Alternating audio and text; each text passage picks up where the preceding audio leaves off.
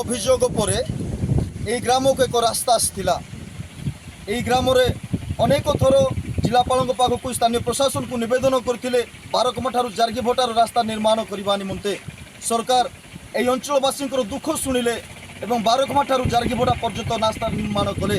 ठिकादार निम्नमान कार्य जो आज अंचलवासी बहुत समस्यार सम्मुखीन होती आम आज आसुच्छू कंधमाल जिला बालिगुड़ा ब्लॉक सोलड़ा पंचायत जार्गीभटा रास्ता पर आपण मैंने देखुं जो रास्तार आम ठिया यही रास्ता मात्र 2 मास है रास्ता काम सरिकी किंतु आज रास्ता दबी जाए जावासवा बाधा प्राप्त होपटे 17टी वार्ड लोक प्रतिदिन रास्ता जावासवा कर स्कूल पिला कॉलेज पिला एवं समस्त सरकारी बेसरकारी कार्य करने निमंते यही रास्ता पर समस्त निर्भरशील अटंती यही गाँ को डाक्का को बालिगुड़ा डाक्का पर्यंत एक मुख्यमंत्री बस जाए कि रास्ता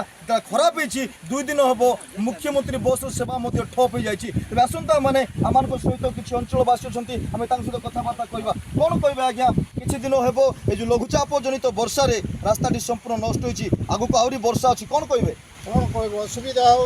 वर्षा जो तो दबी जाइए रास्ताटा ये ओइंग हाइट कर आगपटे पचपटे लंबा कर दे था सर्ट कर ओइंगटा पानी डेईक पूरा दबिगला शुक्ला मटर पिचु पकईदे दबिगला बर्तमान को तो मुख्यमंत्री बस भी जापारना कॉलेज पिला पिला बहुत हैरान आपण मैंने जमी शुणुले अंचल जड़े आज्ञा कहते जे जावास बाधा प्राप्त होम सहित आउ जन अंचल मुखिया अच्छा पचारे बुझे कौन कहे आज्ञा आम मानकर कहबार उद्देश्य आज्ञा बारखमारू डाक्का पर्यंत आमर ग्रामवासी पड़ी रही आमर सुविधा निमंते आमर लक्ष्मी बस भी आसूला से बस भी आसी पारुना आउ स्कूल कॉलेज पिला माने भी जाई पारुना आ मात्र काम करी 2 मास होती गोटे वर्षारे ए रास्ताटा खराब हो गला आउ लोक मैंने जीवा आसवा बहुत असुविधा होती आमर अनुरोध कि जेपरिकी द्वितीय बार ये रास्ता का निर्माण करदेले आमने ग्रामवासी जीवा आसवा सुविधा पाई आमने दाबी अटे बर्तमान से माने दाबी कर रास्ता जेपरी पुनर्निर्माण हो सरकार बाबूंकर पाद पड़ो और देखिए कार्य केमिति पुनर्बार निर्माण हेले मरामती हेले ये जावासवा निमंते अंचलवासी सुविधा पाइबे आम सहित आज जड़े आह्वान कर युवक अच्छा आम पचार बुझा कौन कहे आज्ञा मात्र 2 मास हो रास्ता निर्माण होकर रास्ता बर्तमान संपूर्ण नष्ट हो जाए कौन कहे आमर कहबार उद्देश्य यहाँ आज्ञा आमर बारखमारू डाक्का पर्यटन जो